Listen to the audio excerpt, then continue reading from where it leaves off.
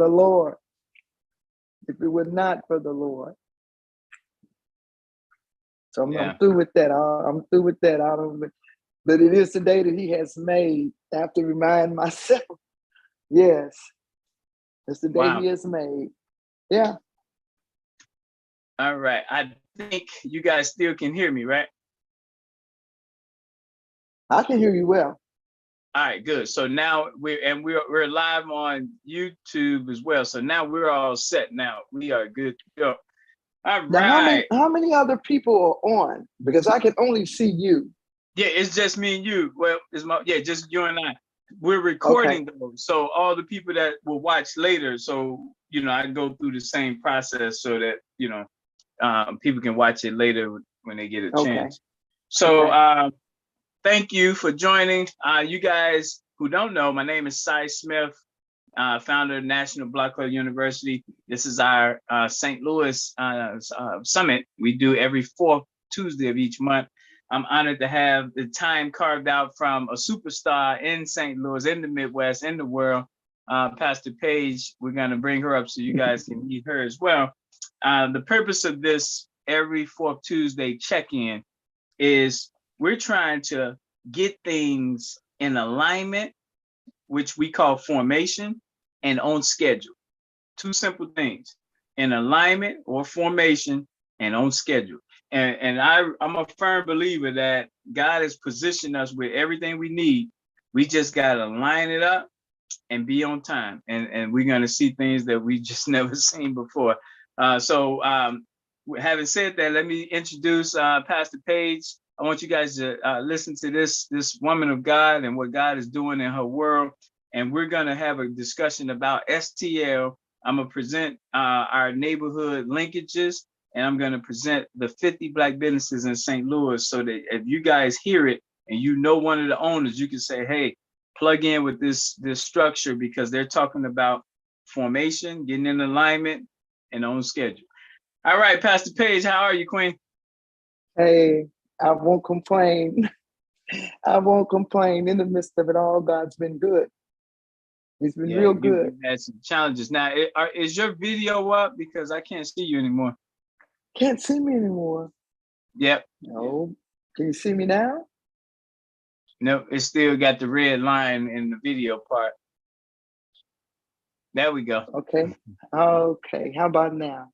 Perfect. You can see me. You can see me. Queen ready. All right. So I know you were saying you had some unfortunate funerals to go to. So you pressing forward in that? Without a doubt. Without a doubt. Without a doubt. I mean, it's written. Okay. So we're experiencing what we already know and understand that we will experience over on this side. Mm-hmm. And so we're living by every word that has proceeded out of the mouth of God. And as we do that, it all comes into alignment, as you were speaking of earlier. So that's where I am with it. I mean, now, it is so. Now, for those who don't know, your background is in law enforcement, corrections, right? Yes. Crisis communications, 911 police, and fire. How many years did you do? The total of about 25. So half a century helping other people. Thank you for that service. Hey, I got called to do it, so here we are again. Well, that's what you did, and you earned a paycheck for that. But now you're doing work that you're not earning a paycheck for. Tell them what you got what you're working toward that you're able to share with the public here. So, having had that firsthand experience of seeing men and women incarcerated,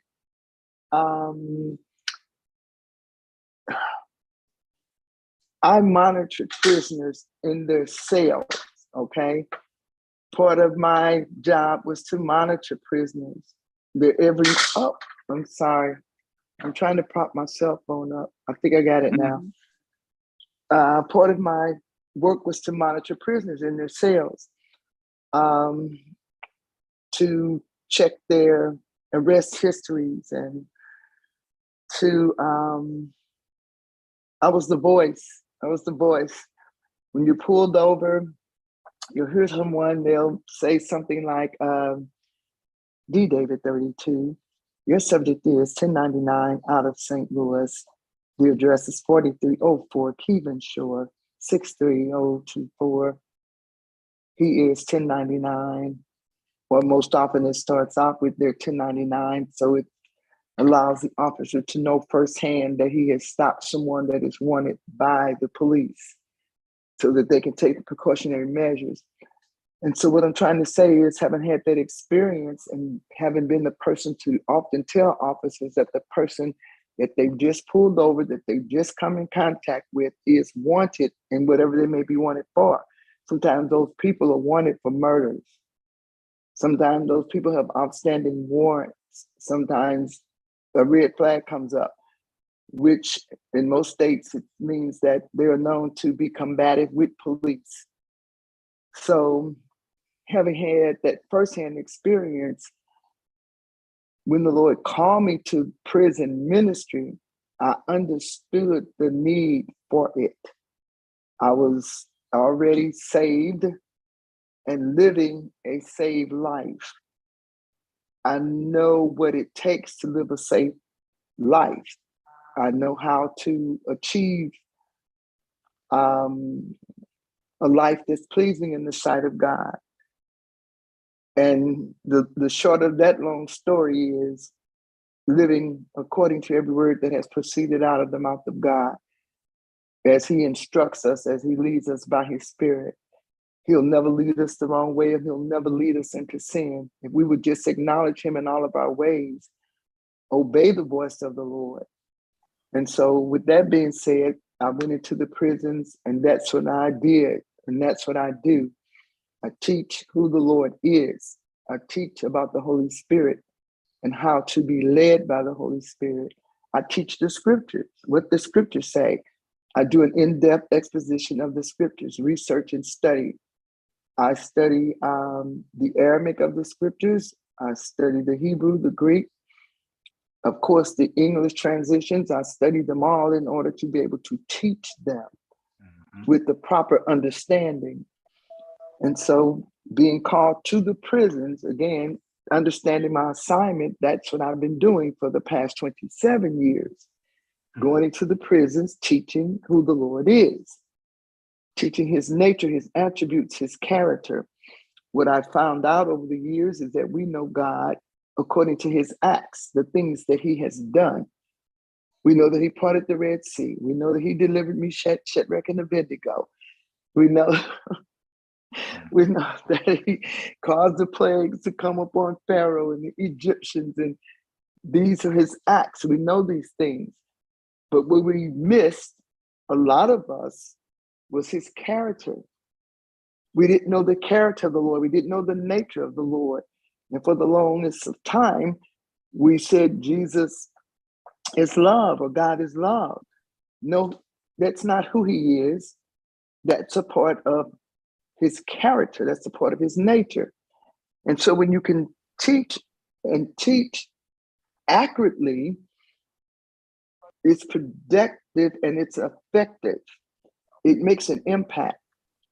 And so with that understanding, the Lord gave me 2 projects to help with the recidivism in the prisons and to help keep families united. And with that being said, the first approach was to connect with the churches whose visions were inclusive of prison ministry interaction and or aftercare. Mm-hmm. And so the assignment at that time would be to put together, to host a forum, to inform them of the program that's designed to assist them in their endeavors to help men and women that are being released from the penal systems, right, and again, to help join them with their families. And so that's what I've been doing these last couple of years. The program is designed, it's ready for implementation and endorsement, or endorsement and implementation.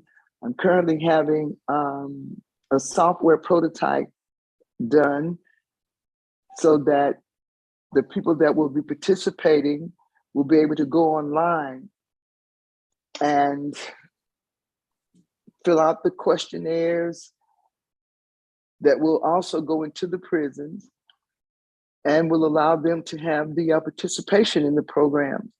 Project Helpmate, as to say help for an inmate, and the Matthew 2536 project, which is a transportation model into the prison.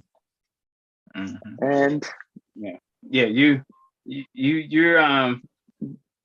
being led by God. That's the best way of saying it. You got so many avenues, but the fact that you spend so much time in there, I think gives you all the credibility in the world, because you saw things from a spiritual perspective while you were serving. So I thank God for that quarter of a century you being there. That's exactly what he did. That is exactly what he did. He allowed me to see it physically and spiritually, and give me what I needed in order to be effective and impactful concerning the harvest that is in the prison. There is a harvest in the prison. The Lord has a harvest. He has a harvest there. And there have to be laborers that are willing to work in those venues. I've had to tell people, well, in the 27 years I've been in prison ministry, I've got yet to pass the offering plate. There's no offering plate being passed in the prison. Well, hopefully people pour into that ministry, but like you say, not at that juncture, you know. I've not experienced people pouring into the ministry on that wise either. And I'm speaking in terms of family members. I'm speaking in terms of churches that don't have prison ministries, don't have members in their churches that, you know, have formed ministries. And I'm not speaking negatively about that, because I pray that no one tries to do anything that God doesn't give them to do, that God doesn't call them to do, because it will only be a good idea. I believe in God-given visions. I believe that God gives us a vision. I believe that he shows us what it is, and he explains and expresses to us what he would have us to do, what his will is. And if we would be willing and obey the voice of the Lord, surely. Well, Pastor, I would say this. I've been at this 28 years, and I'm going to tell you, I've watched people operate outside of themselves and take bits and pieces as if it's their own, and it fizzle, it don't last, because again, God didn't give you that. So you taking bits and pieces and trying to do it, unfortunately, it's taking you away from what God did give you, that you're not in tune with, and now you over here perpetrating a vision that wasn't given to you. Exactly. I've seen that. I've experienced that firsthand. Matter of fact, Mary Daly is one of the people. So that's a battle I had when I was young and naive, you know. So I'm old and gray now. See? And he's gone, and you still pushing on. Being obedient. There you go. Yes.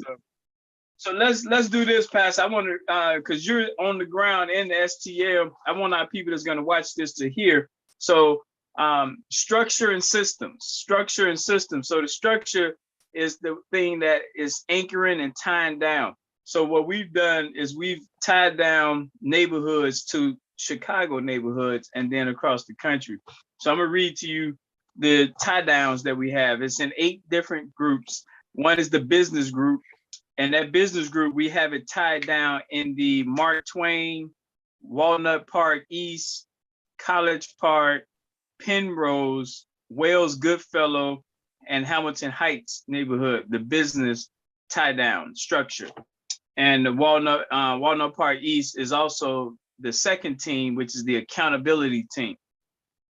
We have team number 3, which is our safety team in the North Riverfront, and I hope I pronounced this right, Gravias Park. Did I say that right? It's Gravois.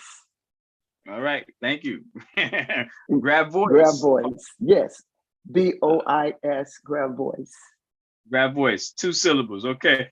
The education tie down, team 4, is in the Walnut Park, West Park, High Park, the Greater Ville, Fairground Park, College Park, and Tower Grove East. So that's 5 different groups that we asked to help tie down the education piece. Then we have the construction piece, dealing with our trades, and that's the Ville neighborhood. We're asked to tie that down. Then we have a race relations team. This is made up of people who believe in better race relations. That's in the Mark Twain neighborhood and the Jeff Vanderloo. Is that pronounced right? That's correct. Excellent. We have the hunger team made up of the farmers, people that grow food. That's on the Jeff Vanderloo, Tower Grove on the south side, Midtown, and West End. And the last and final one is the legal team, and that's in Fountain Park. So that's all structure. And Pastor Page, the benefit for you guys in St. Louis is you don't have to worry about none of that. That's all formality stuff that we deal with because of how we have it structured to anchor in Chicago and elsewhere. So by having this formation, the way we have it, it makes it easier for us to send support, to send people, and they'll know what to do when they get on the ground, but they can also readjust based on you being a on the scene commander. But at least they came with a mission. They came with a direction that once you guys on the ground can say, okay, move it over here, it's a better fit. But the goal is to have all of our urban neighborhoods structured and set up so that the training can be taking place. And when it's time to move, they can always adjust. What's your thoughts on that? I see things pretty much as you've laid it out, as you just indicated.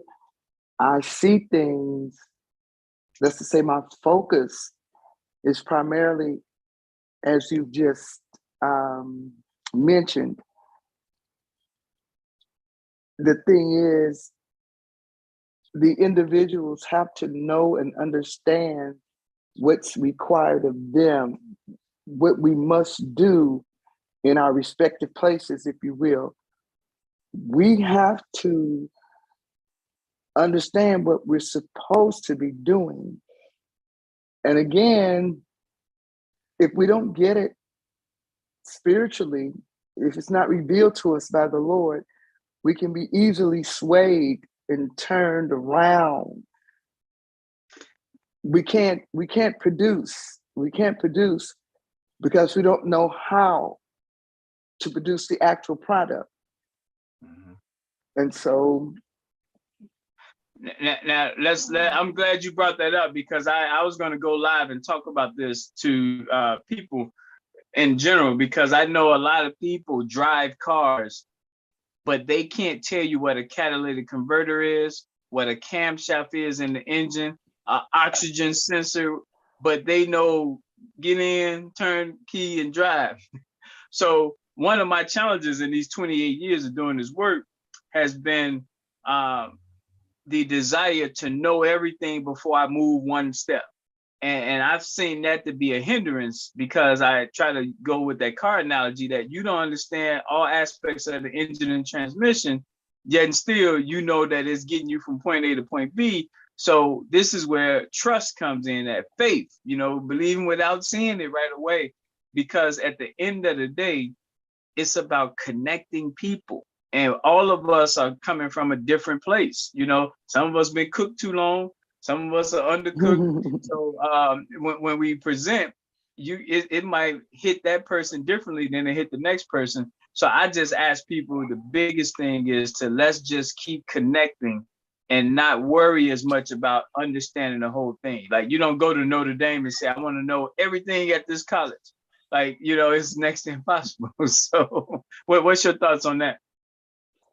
Well, let me reiterate, because I want to make sure that I'm understood. When I say that we need to know what we're supposed to be doing, we need to understand the process.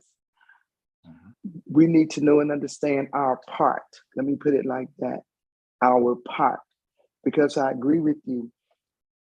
It's not about knowing how every intricate part works. There's a time for that.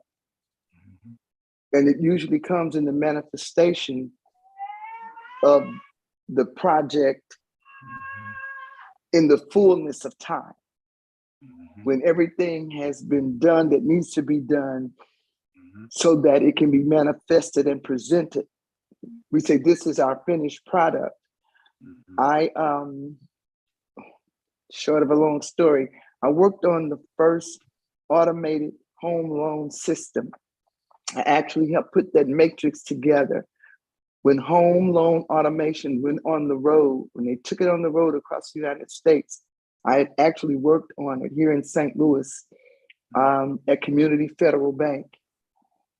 And to work on the matrix, we had to cut and paste things and put things together. And we were in this big lab working on it.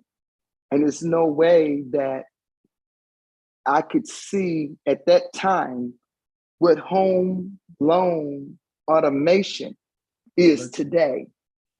But I understand it real well because I actually worked on the matrix, the first home loan automation programming, okay? But in that lab, working on it, cutting and pasting the different parts and all, I had no idea that it would be what it is. Yep. The application that it is. But I Yeah. knew my part. I knew my part. And so with what we have here, it's a matter of knowing your part and doing your part. Yeah. Now Whatever your part is.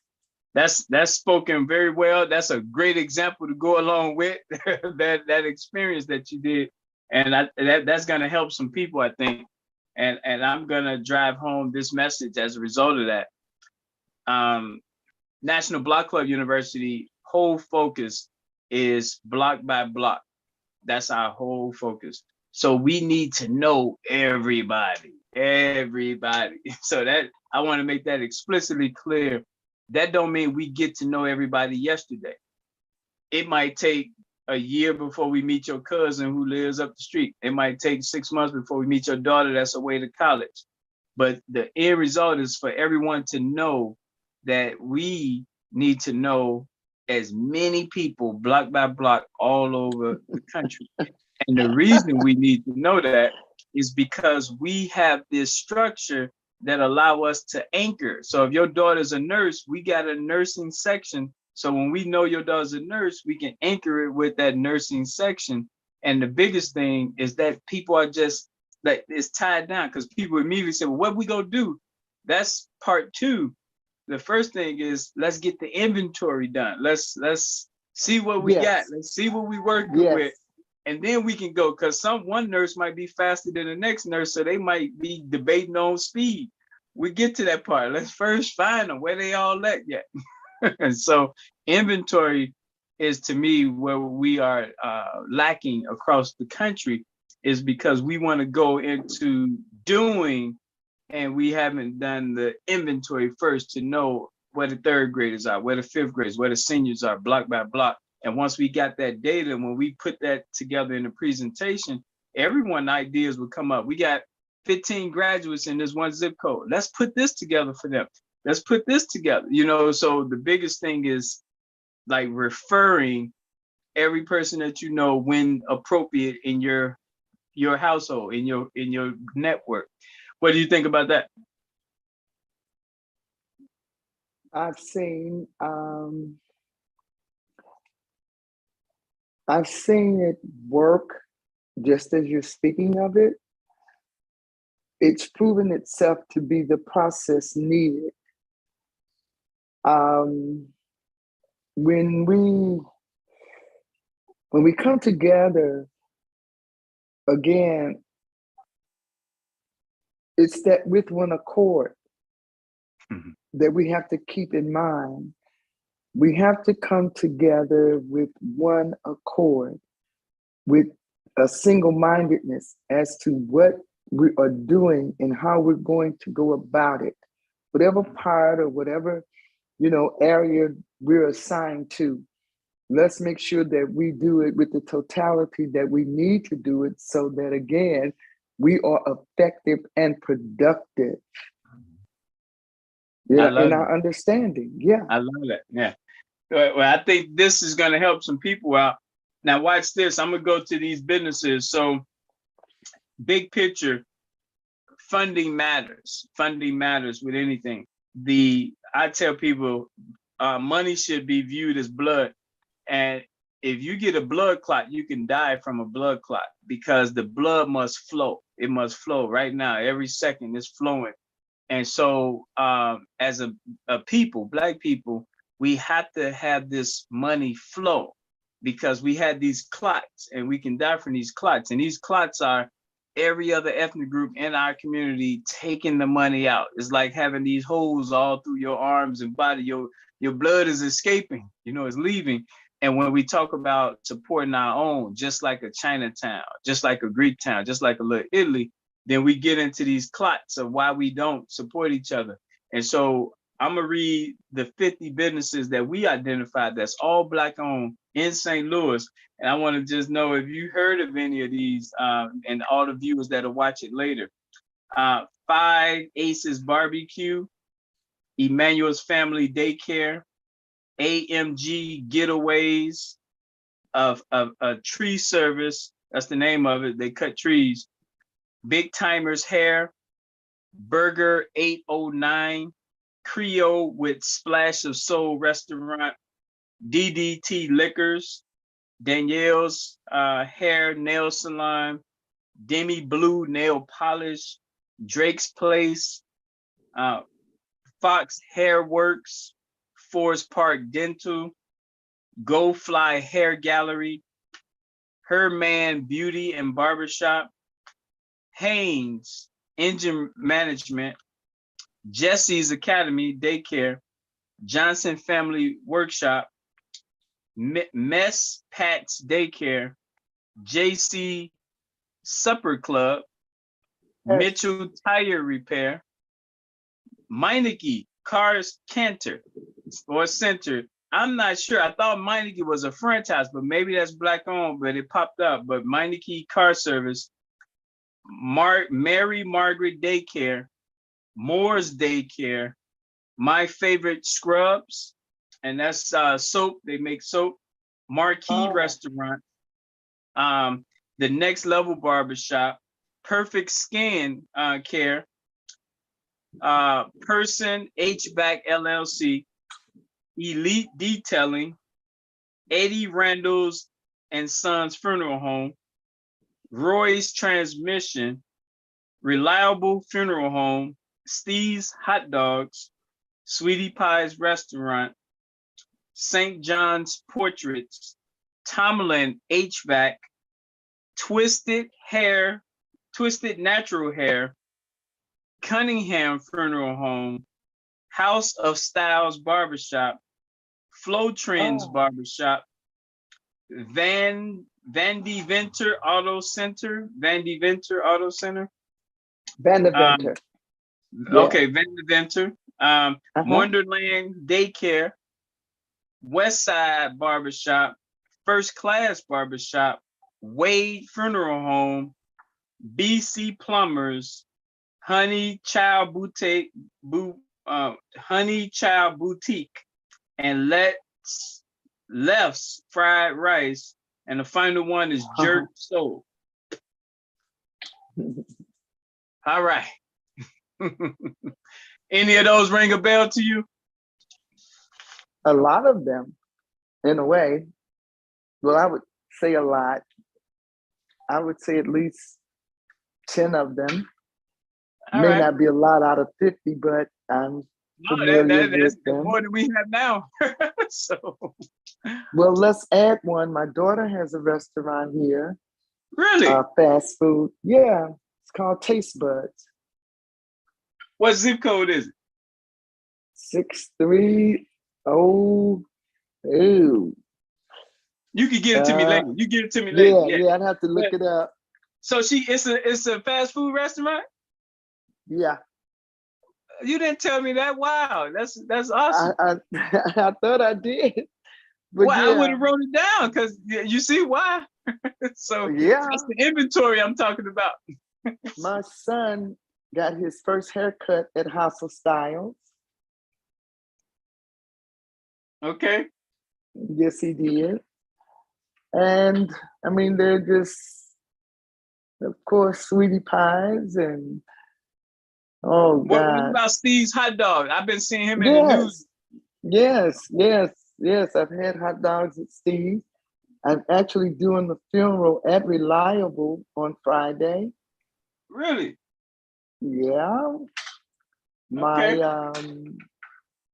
my I studied cosmetology, and my instructor um, was the first African American to be a state board examiner in the state of Missouri. And so when I graduated, she sent me to work for the first African American dean of the Institute of Cosmetology here in St. Louis. These are both African American women that studied hair abroad in Europe and in Wow. Paris. Yeah. So when it comes to the salons and stuff like that, I'm familiar with Drake's. Drake's is right in the middle of, I don't see Kathy's Kitchen on here, but these were all over in the heart of Ferguson where Mike Brown was killed. Kathy's Kitchen? Yes. Okay. Passed by there last night over on Florissant. Okay. Wait, trust me, it's way more than 50. I just grabbed 50 to begin with I because hear you. right, yeah. So that's Yeah. so See, I know the original owner of JC Supper Club. It was his mom. She passed a couple of years back. uh-huh. But yeah, JC Supper Club down on Riverview. So what we want to do, and what we just did this with you. Just imagine every person we talk to gonna have they're gonna have relationships and ties to this as well. So Yes. here, let me tie it together now. So what we're attempting to do is called CATS, and that stands for, the C is for conventions, the A is for appreciations, the T is for tour, and then the S is for the summit. The summit is always in Chicago, Illinois. And the purpose of that always being in Chicago, the fourth weekend of the month, is so we can take turns, a set amount of those businesses I read to you, helping to finance St. Louis youth coming to Chicago, different St. Louis youth every month for the for the summit every fourth weekend. And so we primarily got that under all of our carpenters, bricklayers, and plumbers assigned to financially support young people and adults traveling to the summit once a month, different young people. So once we meet the carpenters, the Roy's transmissions, that's our conversation, is how can we create a situation where the young people are traveling, different young people. We could take different parts of St. Louis, but every fourth weekend, St. Louis is gonna have a contingent at the summit in Chicago. What do you think about that part? I'm all for it. What can I say? I mean, okay, so my daughter has been giving X amount of dollars in scholarships to graduates ever since she opened the business. And she hires students, and especially when they're graduating, she makes sure that they get that check. She makes sure that they get it. And when they come home from the summer, if someone doesn't beat them to getting a position to work with them, then she'll hire them back. But yeah. That's amazing. She's that model of Black business that gives back. So I can't wait to talk to her so we can loop that in and get her more support. Because businesses that's giving back. Yeah, they contact her from the school and ask her to do luncheons for the coaches and stuff like that. Yeah, because she's very, very orientated. My grandson, her son, he just committed to Portland this year, and so they're flying him back to Portland on Sunday morning, and that's what we do. He did the Bradley Beal thing and all of that. Played for him. He won the Dr. Pepper shootout. Awesome. Last year or this year, whenever they had it, he just recently won that. And so when it comes to dealing with young people and students and traveling, man, they have been, you know how it is. Those basketball players, well, the football players, they're traveling all over everywhere. Yeah. Yeah. I mean, all Now, the time. And that's what I was gonna say. Our target though, so like your grandson, he has a grandmama that's on fire. He got a mama that's on fire. We want to send those people who are without that. That's who we want to get. We want those who don't have that strong support system, because we know what travel does spiritually, therapeutically, you know? So yeah. Yeah. So that's the summit. And she's been doing that. Yes. Mm-hmm. I was gonna write that down. Since when? You said since she started. When did she open? About 5 years now, I think it is. Oh, wow. 5 or 6 years. Okay. All right. Nah, that's good. So that's 2017. So that's the summit. And all 21-year-olds in St. Louis, when we meet them, we're gonna ask them to work with us to make that a reality with the Chicago month, every fourth weekend convention. Now, we flip that over now. Let's go to the conventions. So you graciously accepted being on the panel for the religious convention we're gonna have on Saturday, July 9th. So we got Bishop Phillips, he's gonna be on that. We got Reverend Ken Atwood. So this is gonna be a meeting of the minds from a spiritual standpoint. And ideally we'll be in person, but we get it, we still fine tuning it and all that. But the goal is to have all the conventions out of Gary, Indiana. Literally 52 weeks of conventions to take this small Black town and make it robust and vibrant, because every single weekend it's a different convention kicking off. And there's people from St. Louis always up here attending. Different, the carpenter convention, the restaurant convention, the nursing convention, you name it. Yeah. But let's make this joker robust. And what this is going to do is open us up. Okay, wait. Let's back this up a little bit. Okay. Oh, yeah. So you said that I have graciously committed to the religious conference or convention, which takes place when? Saturday, July 9th. You responded, didn't you? You don't remember? No. Well, we're gonna take that offline, and I'm gonna send you some receipts. But no, we'll work it out. Okay, wait. I need you to tell me now. Where am I supposed to be? No, it's Zoom. We're not doing it in person right now because we ain't got all our ducks. When you said hopefully in person, I'm like, okay, so does that mean everybody's already committed to coming just about? No, because when we do that, Pastor Page, we want to be able to say, here's $200 to offset your travel costs. So that's when we do the physical, when we know our key speakers are going to have a travel package sent their way, because this is like the goal is that the dollars are going to be rotating around. Remember the circulation. Yeah. So right now it's Zoom, so we ain't worried about circulating money to you guys for the Zoom.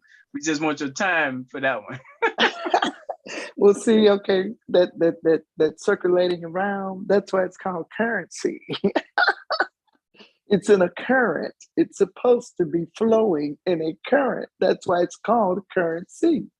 Yep. Now, moving right along, what time does the Zoom take place on the 9th? Yeah, so 10 it's 10 o'clock. It's just 1 hour, so it's 10. And what we're gonna have is we're gonna have another group that's gonna do 11 to 12, and that's all Central. That's all Chicago. Okay, I'm good. 10 o'clock on the 9th. Yep, Saturday. Yep. Yes, 10 to 11 actually. Yep. Okay, I'm good. Yep.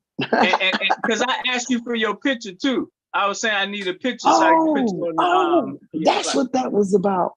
Mm-hmm. Well, you can only imagine. Hey, I've been up and down the road. I've been. It's all good. It's all good.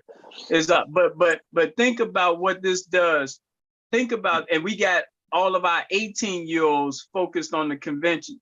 So the St. Louis 18-year-olds working to get restaurant owners and people like that to finance the people from St. Louis coming to Gary for the conventions, the 21-year-olds in St. Louis working to get the people in St. Louis coming to Chicago for the summit on the 4th weekend.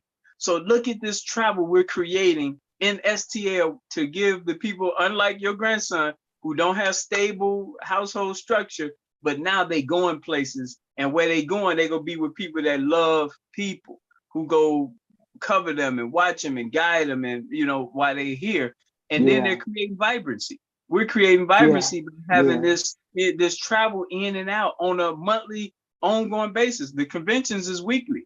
The summit is monthly, but it's constant travel for St. Louis. So we talk about the shooting and killing, the hopelessness. Now they got this something that keeps sucking them people out of that negative environment, and they going somewhere. And where they going, they getting hit with another spirit that's go get their mind a little bit different. Well, that's what it's going to take. They're going to have to taste something other than the bitterness that's so often surrounding them. You've heard it. Sometimes they say, we're products of our environment. And it is so, and it has been so. It doesn't have to be so, though. How about that? And that's why the zip code matters, because remember, structure. So everything is anchored, and that you live in a zip code if you're in America somewhere. So when we know in that zip code, we got 3 guys that is getting out, he getting parole. We got 5 people that's sex offenders. We got like that data anchored, tied down, go allow us to say, he need to get away, he need to trip, put him high up on the list for the convention. He needs to go to that carpenters convention. Hey, I'm gonna make sure we got money for him to go to the nurses convention. So and think about that in Detroit, in St. Louis, in Milwaukee, in Miami, what that does to urban America youth, knowing that they turn coming. So that's the 18-year-olds with the C and the S at the end, the cats. The A is led by 19-year-olds. The A stands for appreciations. So every single month, 12 times a year, appreciating with gifts a different family demographic. So this month, the appreciation from our 19-year-olds in St. Louis should have been men appreciation. Man, what man are you nominating in your zip code, in your structure? Why should we appreciate him? And your daughter might say, I'm doing the Taste Buzz restaurant man appreciation month, $50 free food, $10 free food for the man that's been nominated. By having 19-year-olds focus on that, now we building up, like, I'm being honored, I'm being appreciated, and it's helping our businesses get more marketing as well. And our 19-year-olds are anchoring that. We've done something like that. But the beauty now is nationwide. So think now, all over this country, we moving in this love spreading. Yes. The last one is the T, and the T is tours. And so the purpose of the tour is what we found in most of our neighborhoods is people put the blinders on and they stay in their one neighborhood. And we see that across the country. The purpose of the tour is to take all the other neighborhoods and say, can we have one day where you go into this one neighborhood and whatever God gave you to do it in that one neighborhood. So it's almost like the Ringling Brothers Circus. All these acts are coming into this one neighborhood for 1 month, and we overwhelming that one neighborhood with all these. So this month in St. Louis, the tour should be, if supported this month, the tour would be in the Mark Twain neighborhood. So imagine Tower Grove coming over there, Wells Goodfellow coming over there. You got the High Park, all of them bringing their talents to this one Mark Twain neighborhood for this month. And we won't be back there with the tour until next June. So every year, that tour in that one neighborhood, bringing everyone to that one area. What do you think about that with the tour? And that's the 20-year-olds helping with that. I think it's awesome. Again, it gives them something to look forward to. It's like that old, Santa Claus thing. You're gonna get something if you've been good. Gives them something to work toward. Especially in those areas.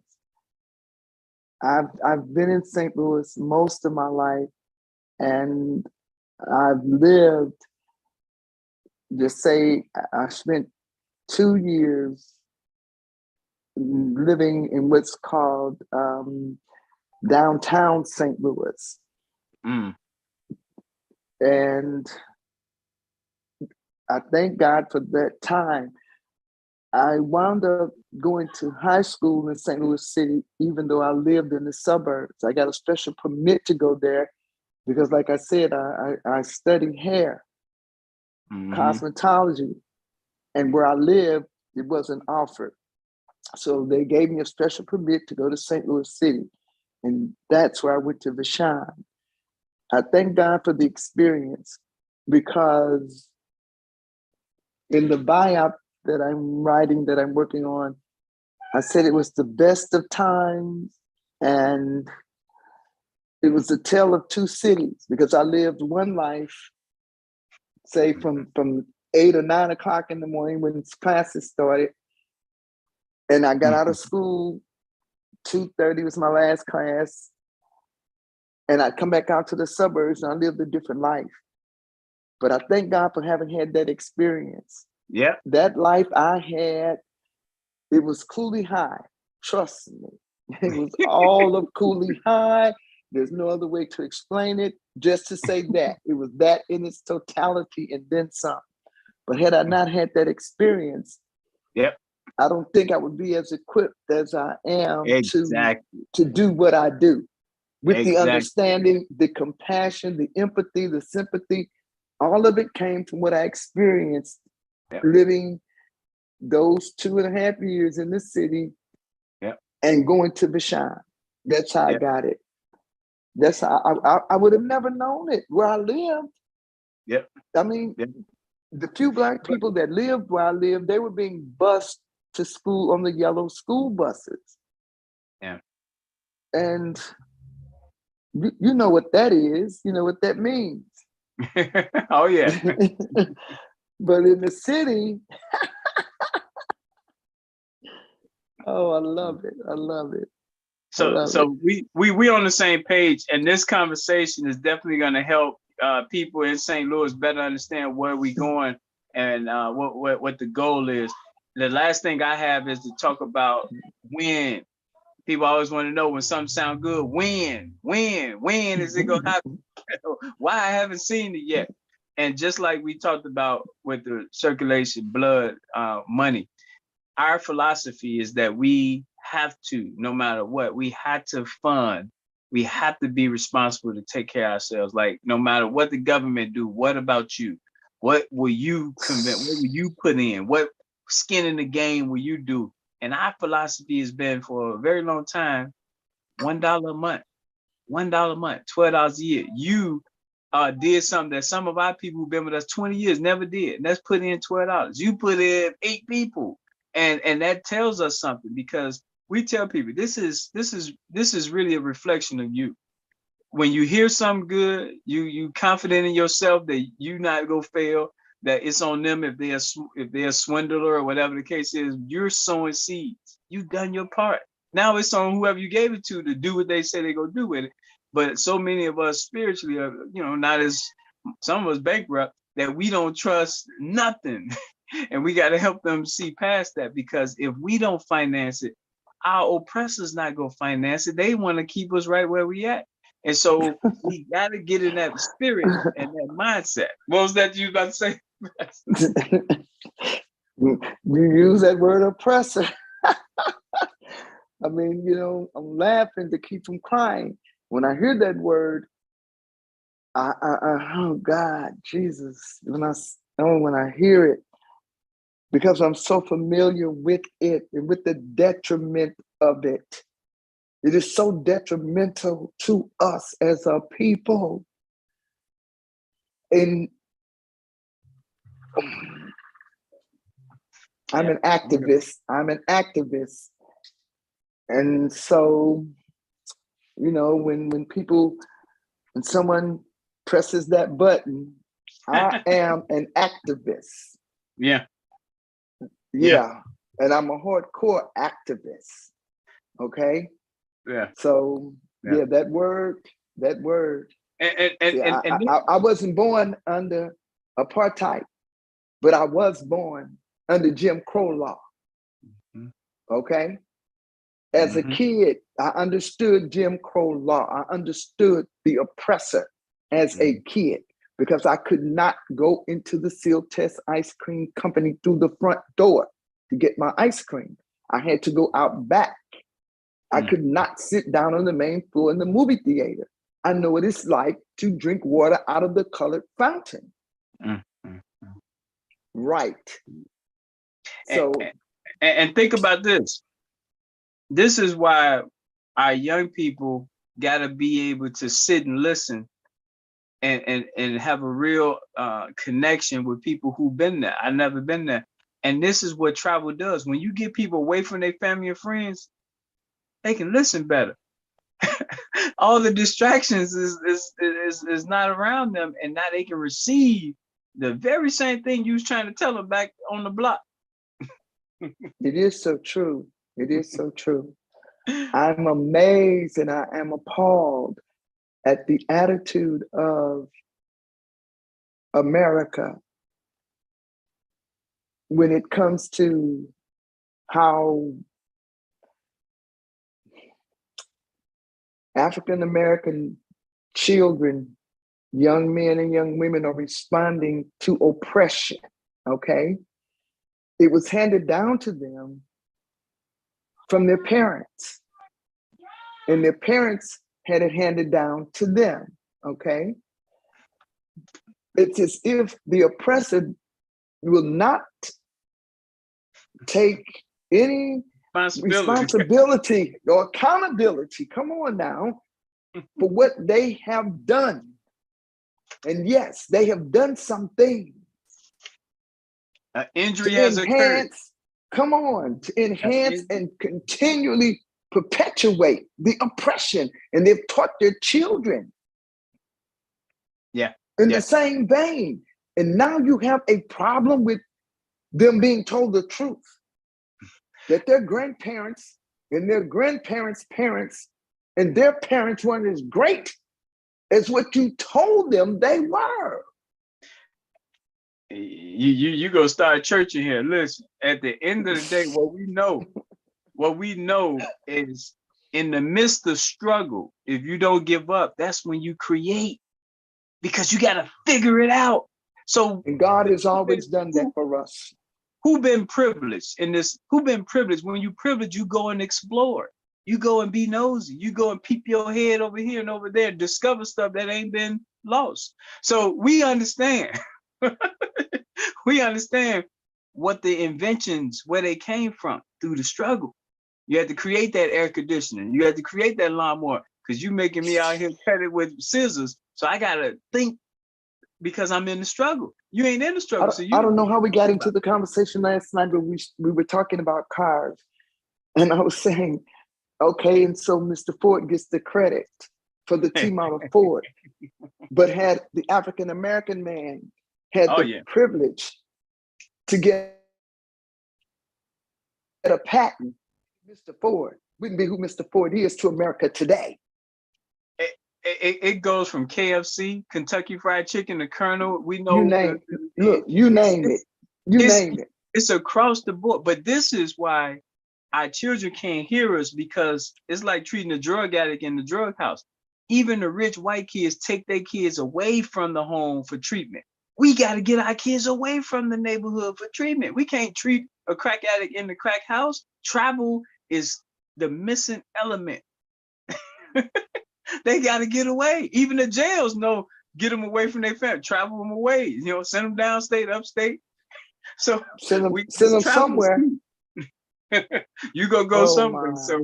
So we on the right path, but I want all your people to know in St. Louis, if the quickly we get people in the mindset of $1 a month, that's how quickly this comes to full fruition. It's that simple. For our businesses, we got a different model. We can talk about that later.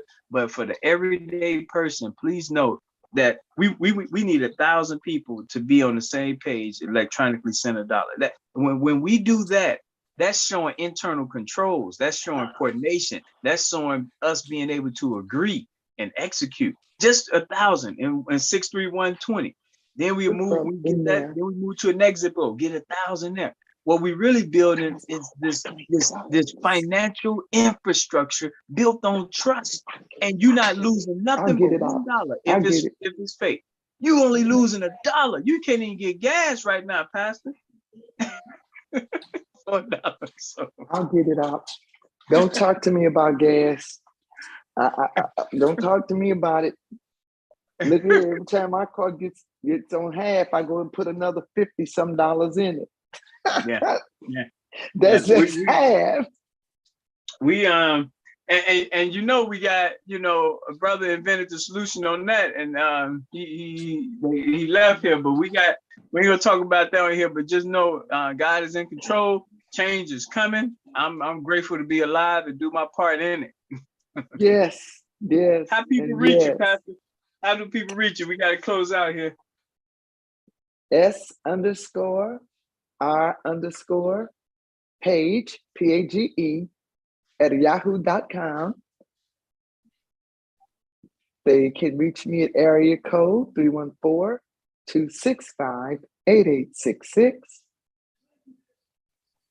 And they can also listen to my live broadcast on Thursday mornings at 10:30, 690 AM, KSTL Radio, Church of God in Christ.